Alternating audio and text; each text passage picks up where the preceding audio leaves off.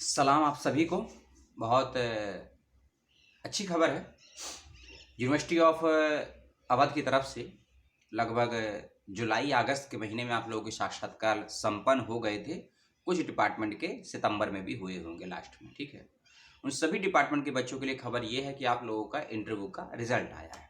और ये इंटरव्यू का रिजल्ट वो 3 प्रकार से बांटा गया है, अलग अलग डिवाइडेशन इसका किया गया है। इसके बारे में आपको बताऊंगा। पीडीएफ का लिंक नीचे डिस्क्रिप्शन बॉक्स में आपको मिल जाएगा, उसमें आप जरूर चेक कर लीजिएगा। लेकिन कुछ बातें जो समझनी होगी आपको, जो लिस्ट आई है उसको देखते वक्त और देखने के बाद हो सकता है कुछ बातें दिमाग में ना जाए। पढ़ लेंगे आप, समझने में दिक्कत होगी, तो उसी के लिए वीडियो है। कुछ कोर्सेज इसमें पार्ट टाइम पीएचडी के थे और कुछ कोर्सेज फुल टाइम पीएचडी के थे। दोनों का ही रिजल्ट आ गया है। कुछ कोर्सेज रेगुलर बेस पे थे जो यूनिवर्सिटी कंडक्ट करवाती है, और कुछ कोर्सेज रेगुलर और पार्ट टाइम दोनों थे लेकिन सेल्फ फाइनेंस थे। ठीक है ना। कौन कौन से सेल्फ फाइनेंस थे, कितने बच्चों का सिलेक्शन हुआ है, मैं सब कुछ आपको बताऊंगा। अपील नहीं है आपसे, ना ही कोई आवेदन है। जितना समय और जितनी इच्छा हो आपके पास उतने सेकंड का वीडियो देखिएगा, मिनटों का भी नहीं। ठीक है।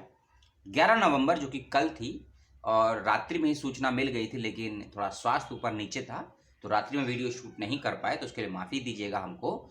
और 12 नवंबर को हम ये वीडियो शूट कर रहे हैं। आप कब देख रहे हैं ये आपको तय करना होगा। तो सीधा चलते हैं, क्योंकि लंबा चौड़ा वीडियो होगा, कम से कम 10 मिनट तो लेंगे आपके।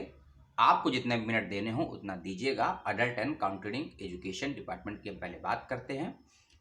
9 बच्चों का फुल टाइम में और 2 बच्चों का पार्ट टाइम में सिलेक्शन हुआ है। अभी हम अफिलिएटेड कॉलेजेस और कैंपस में जो सिलेक्ट हुए हैं उनकी बात कर रहे हैं। उसके बाद है एंशिएंट हिस्ट्री, 4 बच्चे फुल टाइम में और पार्ट टाइम में कोई नहीं है। बायो केमिस्ट्री में 5 बच्चों का सिलेक्शन हुआ है फुल टाइम में और 1 बच्चे का पार्ट टाइम में। बॉटनी में 1 बच्चे का एडमिशन हुआ है फुल टाइम में, बिजनेस मैनेजमेंट एंटरप्रेन्योरशिप में। ठीक है। 9 बच्चे फुल टाइम में और 3 बच्चे पार्ट टाइम में सिलेक्ट हुए हैं। केमिस्ट्री में 10 बच्चे फुल टाइम, पार्ट टाइम में कोई स्टूडेंट नहीं है। कॉमर्स में 14 बच्चे सिलेक्ट हुए हैं, पार्ट टाइम में निल है। PhD in defence strategy study यानी कि मिलिट्री साइंस भी बोलते हैं, 8 बच्चे सिलेक्ट हुए हैं, पार्ट टाइम में कोई नहीं है। इकोनॉमिक्स पार्ट टाइम में 0 और फुल टाइम में 15 बच्चे।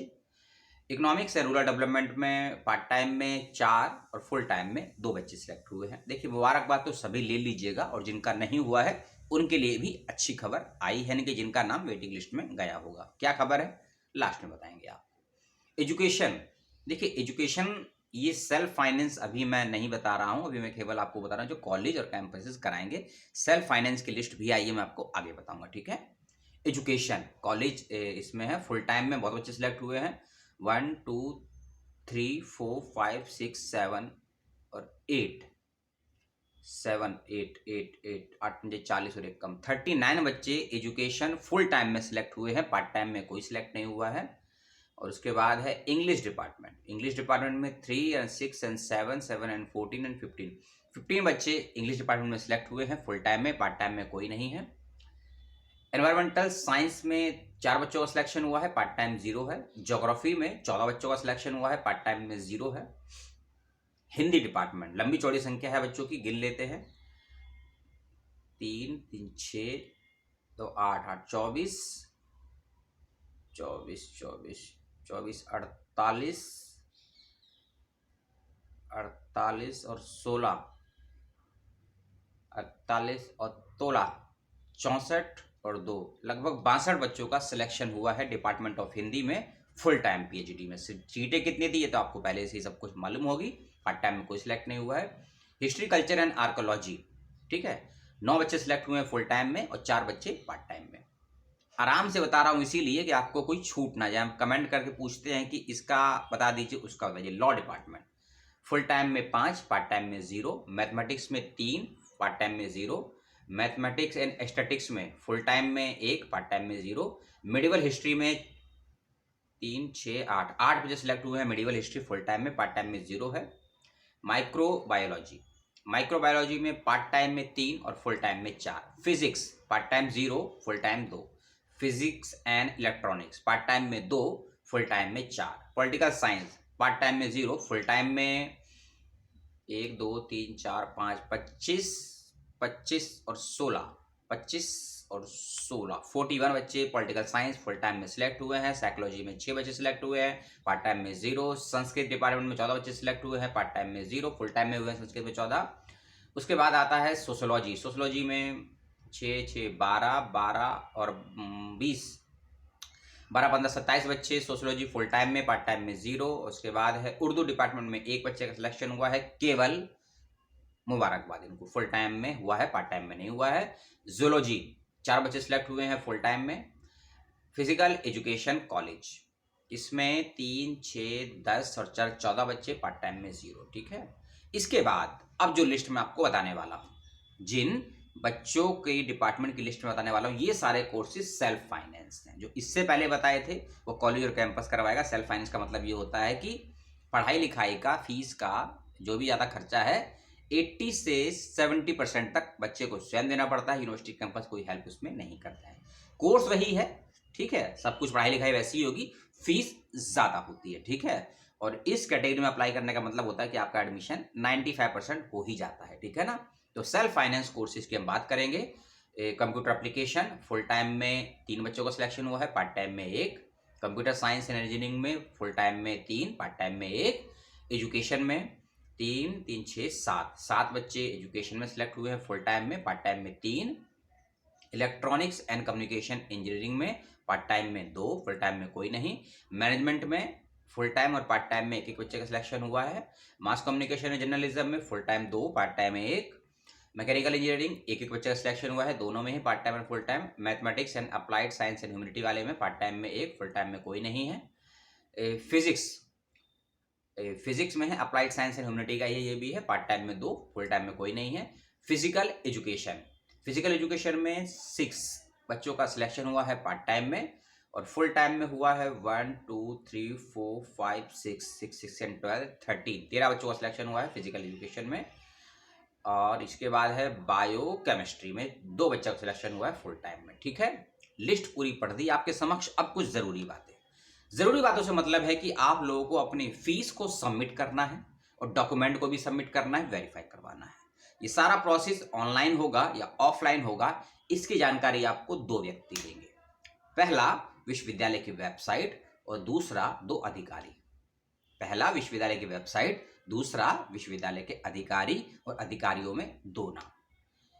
यूनिवर्सिटी रजिस्ट्रार तो कुछ काम के होते नहीं है, आप सभी जानते हैं, लेकिन बिना रजिस्ट्रार के यूनिवर्सिटी चलती भी नहीं है। ठीक है, तो उनसे भी संपर्क कर लीजिएगा। कैसे करेंगे वो मैं आपको आगे बता दूंगा। पहले मुख्य व्यक्ति हैं कंट्रोलर, नोडल ऑफिसर कंट्रोलर। ठीक है, यानी कि आपके डिपार्टमेंट की जिम्मेदारी किस अधिकारी के हाथ में थी एग्जामिनेशन को लेकर, इंटरव्यू को लेकर, उनसे आप संपर्क करेंगे।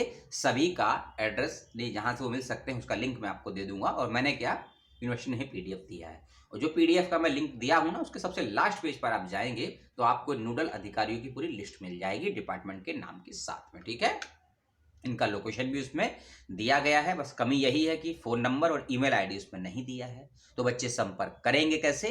और ये तो बहुत गलत हुआ है। आपको भी लगता होगा, हमें तो लगता ही है, तो कमेंट करके बताइएगा कि गलत है या नहीं। और दूसरा, जो अधिकारियों का एड्रेस दिया है सभी की वेबसाइट मिल जाएगी आपको, जैसे कि ज्योग्राफी का दिया है, प्रिंसिपल नोडल कोऑर्डिनेटर आचार्य नरेंद्र देव पीजी कॉलेज। देखिए नाम इतना अच्छा है विवेकानंद के नाम से, लेकिन क्या करें। एक और उसमें दिया है, जैसे कि अब देखिए, psychology, English, mathematics, botany, law, defence studies, political science और केमिस्ट्री, इन सब के लिए एक ही अधिकारी, के सी साकेत पीजी कॉलेज अयोध्या के प्रिंसिपल है। बताइए कैसे करेंगे कोऑर्डिनेट? फोन नंबर भी एक ही होगा इनका। हो सकता है नहीं कि ये तो वही बात है ना कि बच्चों का जिनका सिलेक्शन हुआ है उनका एडमिशन ना हो पाए इन एकेडमिक कमियों के कारण। ठीक है, नोडल ऑफिसर हो गया।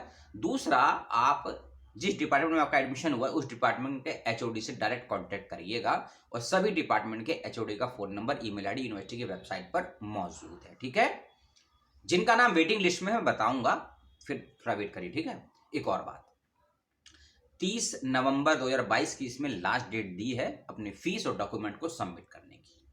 30 नवंबर 2022 क्लियर कट मेंशन कर दिया है यूनिवर्सिटी ने 3-4 जगह पीडीएफ फाइल के पेज पर। इसको ध्यान से आप लोग पढ़ भी लीजिएगा और समझ भी लीजिएगा। और ये 30 नवंबर की जो डेट है ये सभी बच्चों के लिए है, चाहे आपका admission part time, full time, self finance में हुआ हो, चाहे आपका पार्ट टाइम पीएचडी कॉलेज और कैंपस के बेस पर हुआ हो। सभी बच्चे ध्यान से सुनेंगे जिनका भी रोल नंबर लिस्ट में नाम में आया है। किसी का नहीं आया है, क्यों नहीं आया है, इसका जवाब आपको यूनिवर्सिटी से ही मिलेगा। ठीक है। दूसरी बात कि एप्लीकेशन फॉर्म को साथ में रखिएगा। जो आपका ये रिजल्ट आया है इसका पीडीएफ निकलवा लीजिएगा। एंट्रेंस का जो रिजल्ट आया था उसको निकलवा लीजिएगा। यदि एग्जाम्प्टेड थे तो उसको प्रूफ रखिएगा। 10th 12th यूजी पीजी के सर्टिफिकेट और मार्कशीट साथ में रखिएगा। यदि किसी बच्चे का पीजी का रिजल्ट नहीं आया है तो एडमिट कार्ड और 3 सेमेस्टर का रिजल्ट रखिएगा। यदि किसी का एमफिल चल रहा है या हो चुका है उसका प्रूफ रखिएगा। यदि आप NET SET GATE JRF ICHR ICPR किसी प्रकार की फेलोशिप छात्रवृत्ति के होल्डर हैं, कैंडिडेट हैं, उसका प्रूफ रखिएगा। और अगर कोई एकेडमिक गतिविधि करी है आपने, यदि मांगा जाता है तो उसको भी सबमिट करवाइएगा। और नोडल अधिकारी ही आपको बताएगा या रजिस्ट्रार बताएगा या एचओडी बताएगा कि अब फीस का प्रोसेस कब से स्टार्ट होगा। क्या कल से ही स्टार्ट हो गया 11 नवंबर से, या 2-3 दिन के बाद कोई नोटिफिकेशन या मेल जाएगा, इसकी जानकारी आप लोग देख लीजिएगा। और दिन में कम से कम 2 बार अब आपको अपनी ईमेल आईडी भी चेक करनी है। हो सकता है ईमेल के इनबॉक्स में, आउटबॉक्स में, इंपॉर्टेंस में, स्पैम वाले जो फोल्डर होते हैं उसमें कोई मेल आ जाए आपके पास, है ना। उसका भी आप लोग ख्याल रखें, क्योंकि बहुत मेहनत से और बहुत समय की प्रतीक्षा करने के बाद आप लोगों को परिणाम मिला है। तो इसके लिए सभी को बहुत बहुत शुभकामनाएं मेरी तरफ से। आज या तो कल एक लाइव आपके साथ करेंगे, वही टाइमिंग तो सेम आप भी जानते हैं, 9 बजे का ही होगा। और जगह यही होगी, दिल्ली जहाँ है ठंड थोड़ी सी बढ़ गई है और हमको तो ज़्यादा ही लगती है, आप सभी जानते हैं। और आप सभी को पुनः बहुत बहुत धन्यवाद और शुभकामनाएं। कुछ अपडेट आए हैं जेएनयू ड्यू के और बीएचयू के, उसकी बात करेंगे कभी और, कल या परसों में। और आप सभी को बहुत बहुत शुभकामनाएं। मेरे लिए कोई सुझाव हो, सवाल हो तो बताइएगा। जो बात रह गई थी वेटिंग बच्चों वाली, अब वो भी सुन लीजिए। 30 नवंबर तक जो ये लिस्ट में नाम है बच्चों के, अगर ये एडमिशन नहीं लेते हैं तो वेटिंग लिस्ट वालों का नाम आ जाएगा लिस्ट में, क्योंकि यूनिवर्सिटी ने स्पष्ट क्लियर कट मेंशन कर दिया है कि अभी भी 20% सीटें खाली हैं। अभी भी 20% सीटें खाली है। मान लीजिए किसी डिपार्टमेंट में 12 बच्चों का यदि सिलेक्शन हुआ है, किसी डिपार्टमेंट में यदि 12 बच्चों का सिलेक्शन हुआ है, या किसी डिपार्टमेंट में 25 बच्चों का सिलेक्शन हुआ है, तो यदि वहां 12 बच्चों का एडमिशन हुआ तो उस डिपार्टमेंट में लगभग 3 से 4 सीटें खाली हैं और 25 वाले में 4 से 6 सीटें खाली हैं। तो यानी कि जिन बच्चों का सिलेक्शन हुआ, यदि वो एडमिशन नहीं लेते हैं तो जिनका नाम वेटिंग लिस्ट में चला गया है, रोल नंबर है, उनका एडमिशन 30 नवंबर के बाद स्टार्ट होगा। 30 नवंबर या 1 या 3 दिसंबर के बीच में उसकी भी लिस्ट आ जाएगी, या कह सकते हैं कि पीएचडी एडमिशन की सेकंड लिस्ट भी आ जाएगी। 2 बातें और, 10 मिनट कहा था, 13 मिनट हो गए, लेकिन 2 मिनट और ले लूंगा। यूनिवर्सिटी स्पष्ट कह रही है कि दिसंबर के महीने में और 30 नवंबर के बाद आपका पीएचडी का कोर्स वर्क स्टार्ट हो जाएगा। और ये पीएचडी का कोर्स वर्क सभी को करना है, ऑल कैंडिडेट जिनका भी सिलेक्शन हुआ है। ठीक है। एग्जाम्प्टेड कोई नहीं है कोर्स वर्क से, इसका ध्यान रखिएगा। और कोर्स वर्क की जानकारी केवल और केवल आपको आपका पर्टिकुलर डिपार्टमेंट ही देगा, इसका ध्यान रखिएगा।